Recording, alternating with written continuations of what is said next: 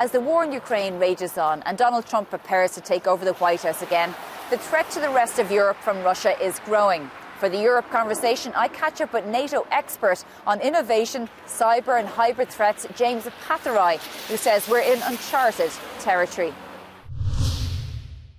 James, look, across Europe we're hearing reports about much more increased sabotage, Russian sabotage against European countries. Can you tell us a little bit about what you're seeing and whether it's been on the increase? So, absolutely. First thing to say is the sabotage comes on top of everything else that we've seen. So, cyber attacks, disinformation, political interference, forced migration, GPS jamming. So that's the baseline. And all of it higher than it used to be. What's new is an increased Russian appetite for and campaign of sabotage. That means arson, derailing trains, attacks on politicians' properties, attempts to assassinate, for example, the head of Rheinmetall, so industry leaders. So we see more of it, and we see a much higher appetite for deaths and massive damage in our countries. And how are we detecting these? Because even you mentioned there the potential assassination of the German weapons manufacturer. How do these get found out, and how do then they get interrupted? So basically it's intelligence services that are doing their work. But it's a really good question, because what we don't want to do is play whack-a-mole in one country. Oh, look, I see something over here, I react to that. Oh, look, I see something over there, I react to that. So what we're doing is putting together patterns and trends. So if there's one derailment of a train in one country that is used to take supplies to Ukraine, that's an incident. If we see 7 in 7 countries, that's a pattern, and we know who's behind it. So on the one hand, we're stepping up our intelligence activities. On the other hand, we're aggregating information and putting together the patterns and trends. And then we choose what to make public and what not to make public. And how do we know this is definitely coming from Russia? Is it coming just from Russia? Is it China as well? But also, how do we know the source? So we're very, very focused on ensuring that the information that we have is accurate. So when it comes to one incident, for example, the Rheinmetall incident, the intelligence services are confident enough that our politicians can go out in public and say it. But as I said, we need the patterns and we need the trends, because what we call hybrid or gray zone attacks are predicated on ambiguity. What the Russians or others are trying to do is make it not so clear it's them. So it's hard to attribute, therefore it's hard to act. So we need to intensify, and we are intensifying our intelligence and other efforts to be able to detect it and be more confident. So just give an example of how the Russians are acting to turn the populations of member states away from support from Ukraine. You're talking about a big attack, an energy source, where civilians will get scared and say, well, look, if we just back off from our support from Ukraine, Russia won't target us. Is that what you're saying? Or just give us an example of how this works and what the Russians want the impact to be. So what's important to know about the way Russians have always acted in the last century, Soviet times and now, is that they use all tools to achieve a cognitive effect. It's to change your mind. That's the way they look at things. And therefore, all tools can be used, including a nuclear threat very early. And we've heard this now dozens and dozens of times from the Russians. So they will have a disinformation campaign to say, because of your support for this war, energy prices are up. Because of your support for this war, food prices are up. And then they introduce through the sabotage, because of your support for this war, well, you're not safe. Things can happen here. And if you're an industry leader, you might not be safe. And I've gotten calls from the top level officials from other companies saying, am I also at risk?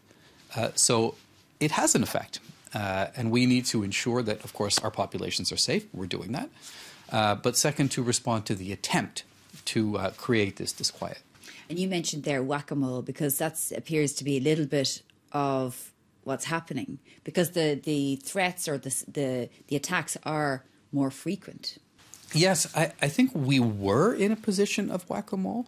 I think we're better now at both building resilience in our cyber infrastructure, critical infrastructure, and in sort of managing potential escalation and in putting together all the pieces into a coherent puzzle. Are we doing as well as we should? No, because, as I say, the Russian risk appetite is going up. The activities that they're carrying out are getting a little bit more dangerous and certainly more frequent. So I can assure you our political leaders are aware of it, focused on it, and we are looking at steps to take to establish better deterrence and manage escalation. What kind of deterrence? Well, you might remember, for example, President Biden spoke to President Putin a few years ago, and he said, this critical infrastructure is off limits. If you cross this line, there will be real consequences. The Russians backed away. So you can establish areas where this is too far, and then make it clear that there will be a response, make it clear what the response might be, and the Russians do back away when they meet steel. Because you mentioned their critical infrastructure and this threat by President Biden, because 99% of the world's data is transmitted through the subsea cables. What is the threat to those? So you're quite right to say 90% of the world's data, but to put it into a more concrete term that people, I think, might feel a little bit more, every day, $10 trillion worth of economic activity goes through those cables, and across the Atlantic, so from Ireland, principally, in the UK, over in France a little bit, over to the US and back, it's $4 trillion a day. So the impact of those cables being cut is not nothing, particularly for economic activity. The Russians are continuing to carry out a program they have had for decades. It's called the Russian Undersea Research Program, which is a euphemism for a paramilitary structure, very well funded, that is mapping out all of our cables and our energy pipelines. And it has so-called research ships. They have little submarines underneath. They have unmanned or uncrewed, remotely operated vehicles. They have divers and explosives. So we all know this. Anyone can Google it and you can see it. So they're, I think, the most active threat to our infrastructure. You might have seen that a Chinese ship cut the Baltic Connector cable. The Chinese have come forward to admit that. In the context of the No Limits Russia-China partnership, we always have to look at these with, I think, a little bit of concern, incidents like this. But I think the Russians are most clearly the threat. Just disinformation, because obviously that's your area of expertise as well. We've seen since Elon Musk took over Twitter that there's been a much stronger rise in hate crime, and itself Twitter is no longer as regulated as it was for things like hate crime, anti-Semitism, Islamophobia and so on. Is it a concern now that he is so close to the new White House? I think all NATO governments have expressed really profound concern about disinformation. And what we've seen in the US election and in all of our elections now is a lot of disinformation, including using social media platforms. It's not just across the Atlantic, it's around the world. And all our populations are very vulnerable to it. So we are looking at disinformation, including on social media platforms, as part of this whole deck of cards that adversaries and strategic competitors are using against us.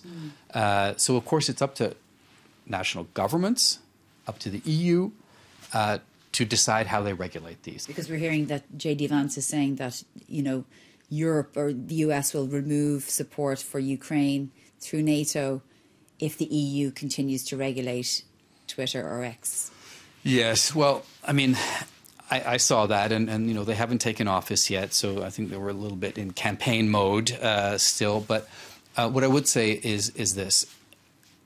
Support for Ukraine is almost existential for European security. It is absolutely crucial for Euro-Atlantic security. And NATO, of course, is the essential pillar for defending the Euro-Atlantic area. So we're quite confident, based on everything we've heard, that the U.S. support for NATO will continue. Just finally, on generative AI, because that's an area of your expertise as well. And I wanted to ask you that in relation to disinformation, because that is transforming disinformation. It is, and I could go on at length about this, but I'll say maybe three things. One is generative AI itself is very quickly creating deepfakes that even the companies that make it can't detect. Second, it is posing a big risk to large parts of the world that were not watching English or French or German language, Chinese language, video and audio, and haven't actually over time built up the same understanding of the potential for disinformation and deepfakes that other societies that basically use widely used languages have. So a lot of communities around the world are suddenly being exposed to perfect fakes in their dialect, and they are not used to it. So they're very, very exposed to disinformation. I think the third thing which interests me a lot is we called in a number of tech firms and we asked them what the future looked like. What they said was that within 4 years, 90% of what's on the internet will be fake, will be false. 70% of what's being produced for the internet now is being produced by AI. So all of this is now going to be what we see, and it's going to be very difficult to tell what's true and what's not true. And then the final point is, if you look at what happened, for example, after the storms in the US, a number of false images were created, and politicians posted them. But when they were told that they were fake, they said, I don't care. It doesn't matter.